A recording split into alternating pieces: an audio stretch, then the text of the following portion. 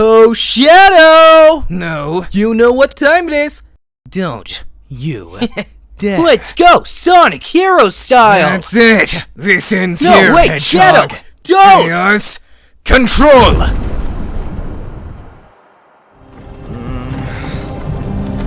Hey, you. Not again. Finally awake.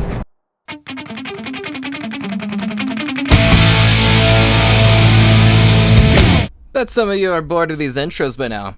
At least those who watch in the playlist. Let's just get started, shall we? Hi, I'm Grim. Grim D. Willem, at your service.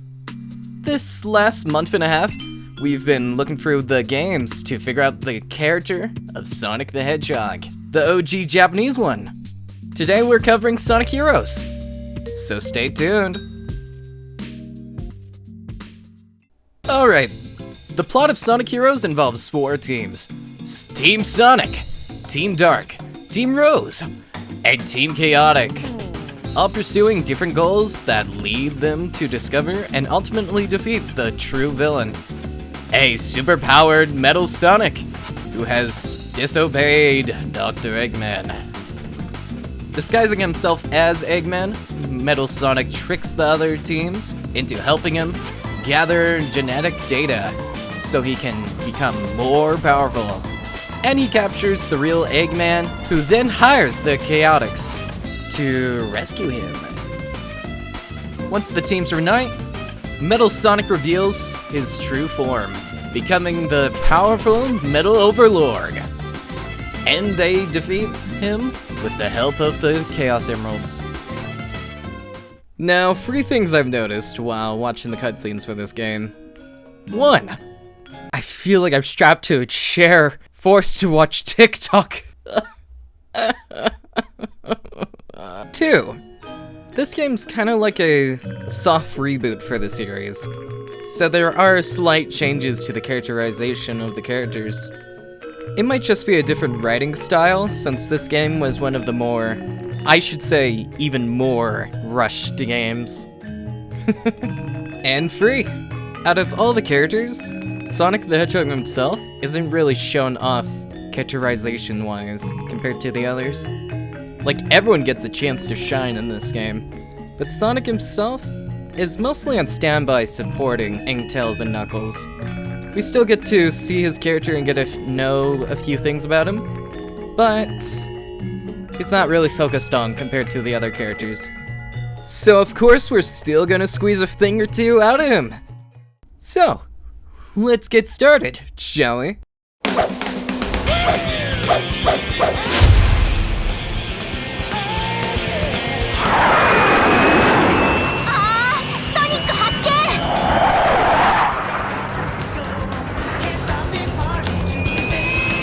Yo, タイルス、久しぶりだな。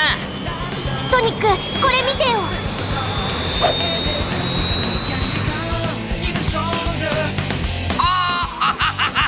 ソニックどもよ、わしはついに究極の兵器を開発した。3日後世界征服を開始するが、このわしを止められるかな。挑戦状ってわけか。どうしよう、ソニック。ま、尻尾巻いて逃げ出すってのもありだがな。せっかくのご招待だぜ。気が洗って待ってな、エッグマン。派手なパーティーにしてやるぜ。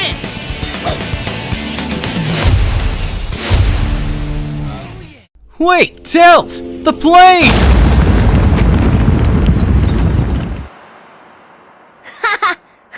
I won! I have a dark sense of humor. Can you guys tell? Anywho, what are things we've noticed from watching this scene here? For one, he doesn't hesitate to check out what Tails wants him to see. Then he points out that it's a challenge of some sort. And then without a second thought, he goes straight ahead towards the challenge. This really points out how much of a one-minded person Sonic is. Always focusing on the here and now. And we can see this throughout the entire game. His mind always being on rushing towards Eggman and beating this challenge he's presented. Sometimes I wonder if Sonic is autistic, with how much he hyper-focuses on things. Like how he hyper-focused on defeating Shadow in SA2. Nah. He can change his hyperfocus too easily. Like how he changed his focus in SA1 and from Eggman to Amy. Wait, but some autistic people have a disorder where they keep changing tasks. I'm not well researched into autism, so I'm not gonna talk about it further. Just wanted to point it out. Might be a reason why there's a huge fan base of autistic people for the Sonic franchise. Either way, I don't have much else to say about the scene, other than he's the king of quip, like always. And his relationship with Tails and Knuckles are pretty good. I don't know, he has a deep trust in his friends and whatnot. There's nothing really new to comment on that I haven't commented on in my last video, or the video before that. So be it. And I guess since this is the next notable scene to talk about, let's bring up Amy Rose. 見つけたわよ、マイダーリン。エイミー？ソニック、今日こそ私と結婚してもらうからね。Just because we need a little bit more context, I did take the liberty of grabbing gameplay footage. Sadly, I only have English footage to show since there's not a proper translation of the dialogue in-game, from what I know of at least. Sonic, give up! This time you're mine. I'll do my best! Amy, knock it off! There's no time to play! So in this scene, the Sonic team encounters the Rose team. Amy declares marriage jokingly, Sonic getting a little spooked, and tell her to stop it since he's in a hurry. Now what are some takeaways? Sonic's worry when he's spooked by Amy is a good one. To those who watched the last two parts, I did change my mind about their dynamic just an itsy bit. So there is going to be quite a difference here. Sonic the Hedgehog is a very direct person, very honest, and it's not like him to get round the point, you know? He's very direct within the games, and the only example of him being misleading, for say, is when he let himself go to prison, not telling a single soul of his plan, and just went for it. That's how he is, he's very direct. The only other example I can think of this, to prove this further, is within Sonic X when he was destroying the Sun Balls. Like, Sonic never means to mislead anyone. Like he said in that Sonic X episode, he assumed that everyone knew. That's just how he is. どうしてだ？お前もソニックが正しいことをしてると思ってるのか？わからない。でも僕はソニックを信じてる。だってソニックのことが好きだから。好きとか嫌いとかそういう問題じゃないだろう。ちゃんとした理由を。目障りなんだよな。あれが。あ？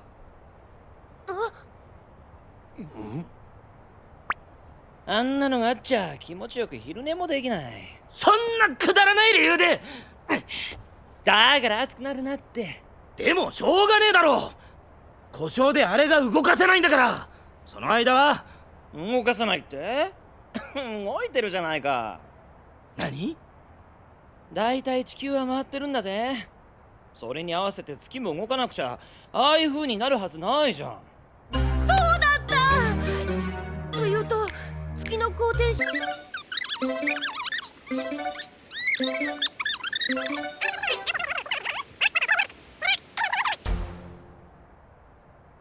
というわけだ。だったら最初からそう言えばいいじゃないか。誰か俺に聞いたか？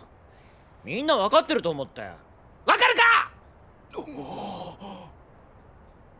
？This would mean that if Sonic had feelings for Amy, he would have already told her about it. For how often she bugs him. And same thing if he didn't. Same thing if he hated her. Same thing if he fell in love with her, you know? I've been brushing off his spooked reactions as him just not wanting to see her in the eyes, you know? But what if he's actually just spooked, you know? I'm not gonna say that Sonic has a crush on Amy anymore, but I will say that he might be very mixed on Amy. I think it's clear that they're friends. Like, especially from this Heroes cutscene, with Amy joking around about marriage and all. I think Sonic is confused about his own feelings, and may think that Amy is too. Like, that would explain the ending cutscene of Season 2 of Sonic X a bit more compared to the rest of the franchise. Just because that clip destroys the pacing of the video, I'm gonna just put it at the end. But I do think it's worth a watch. Anyway, this explains this scene because Sonic might just doubt that her feelings even real. That his own feelings are even that. Which is why he's spooked by her, I think. Also, there's the fact that he's not interested in romance, we're saying. Like, he would prefer to be on the road, considering his fondness for adventure and the thrill of it all. Special thanks to this comment, Fred. It pushed me in the right direction, I think. And weirdly, I gained an even more deeper appreciation for Amy's role in Sonic storytelling. So thank you all. Now, what was I doing before we on this Amy spill? Oh, right. This is a Heroes video. And I have nothing else to say about this little Amy scene, so we'll just move on to the next notable scene. こっちで間違いないのソニック。シャドウたちもエッグマンを追ってこっちに向かっていたんだ。間違いないだろう。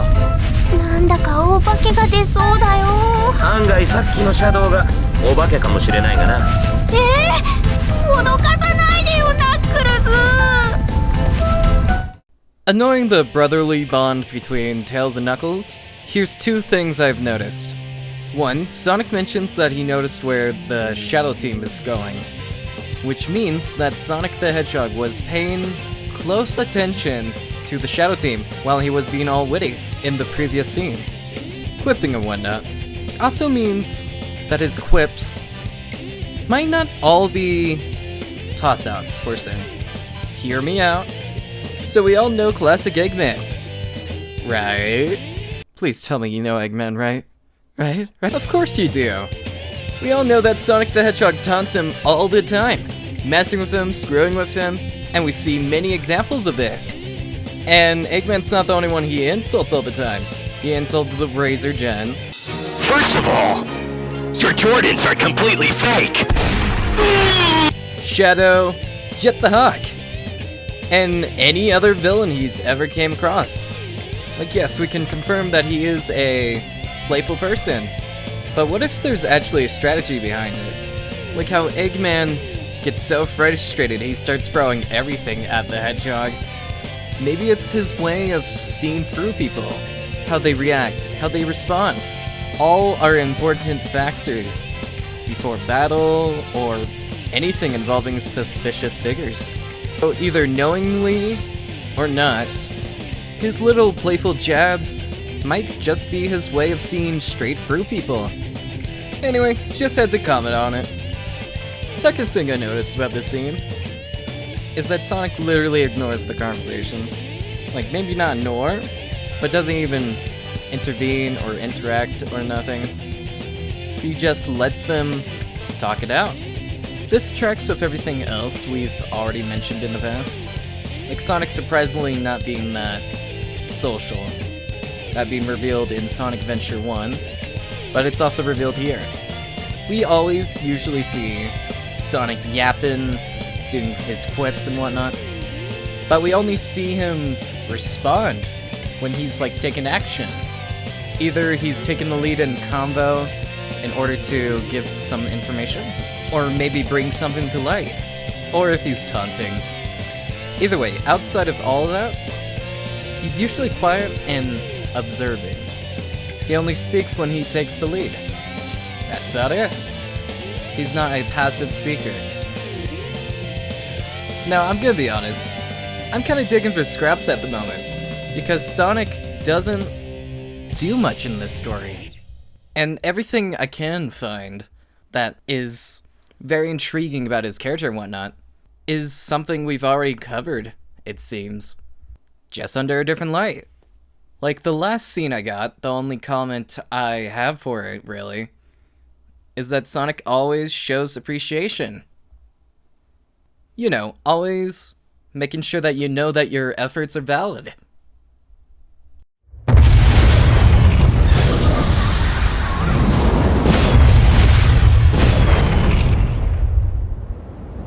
ギリギリなんとかなったって感じか？そうでもないさ。ふん、強がり言いやがって。俺たちがいなきゃ今頃どうなってたことやら。確かにそうだな。Thank you, Knuckles。それにテイルスも。ソニック発見！ソニック！テイルス、ナックルス、あとは頼んだぜ。ちょっと待ちなさいよ、ソニック！こらI will say that Sonic's slide glance might just be him agreeing with Knuckles internally. Although I guess we'll never know. Also, when Sonic's running away from Amy, he's looking back at her kinda expressionless. But if you remember, based off of all the past games, Sonic tends to have his arms raised all the way up and hanging back, no swinging back and forth when he's at full speed and whatnot. Which means that he might be keeping pace with Amy, which is a sign that he might not even be running away, but just tiring her out. But honestly, I have no idea. Again, it just cuts off there, so... Although the idea of Sonic running around in circles just to tire her out is amusing. Anyway, that's it. That's all I could find that looks interesting to Sonic's character. Nothing else is that distinct, really. It's more of the same. Like what I said at the start of this video, Sonic is pretty one note in this game. He's just the Quip King. And honestly, I'm starting to wonder if we've kind of reached the end of this series, because there's not really that much new information to talk about. This whole video has been pretty much re-talk about old topics. And honestly, half of it was about the Amy. Well, Amy. Like, I'm not sure if I fully explained this, but the reason I'm talking about Sonic's and Amy's relationship, because it still is a reflection of Sonic as a character. It still shows who he is. This is why I commented on Tails' relationship with him and Knuckles' with him in the last video. And you may ask why I haven't really mentioned them in this video either, considering that it's Sonic Heroes and Sonic's with Knuckles and Tails the entire time. Well, it's simply just because there's not much to say, from what I can tell. Everyone knows that Tails looks up to Sonic. That's still the case here. And Sonic respects them both as people and whatnot, and has faith and trust in them. And Knuckles, his relationship with Sonic is actually slightly different thinking about it now. It's now antagonistic towards both of them in a more downer way.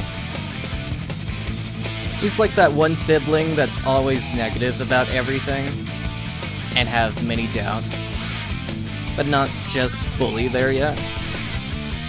Still not really anything to mention Sonic-wise, because he's still exactly the same as he was in the last game. Slightly antagonistic towards him, and that's about it. Anyway, that's the end of the video. So, does the bio change? Well, of course it does. What were you expecting? A Japanese child just breaking in, drop-kicking your copy of Sonic Adventure 2 Battle out the window? Anyway, take a little peek-see at it in all its glory, and I'll see you all for the 06 video. Bye-bye. Man, I'm slowly but surely starting to miss scripts again. Oh, I used to script my videos heavily Although, it did take me a month to release each video, so... Anyway, the Game Awards was so painful to watch. Like, Jesus Christ. I was planning on turning that into a short where I talked about the next Sonic game. Aim for like a minute or two. But what the hell? Oh, well, nothing we can do about it, you know? All we can do is just keep our hopes high, or low, depending on who you are. Like, I'm really curious about the leaks for this next Sonic game. Like, what does a open-world Sonic game even look like? Anyway, not much else to say. Hope you enjoy the Amy clip that I promised in the video to put at the end. And hey, have a lovely week.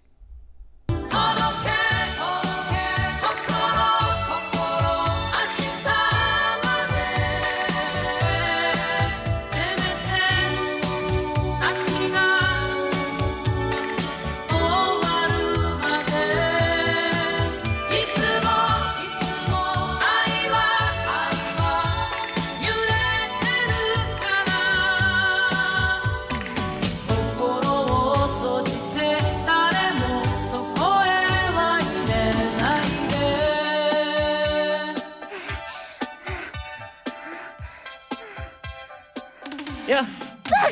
分かってんの？この1週間私がどんな気持ちでいたか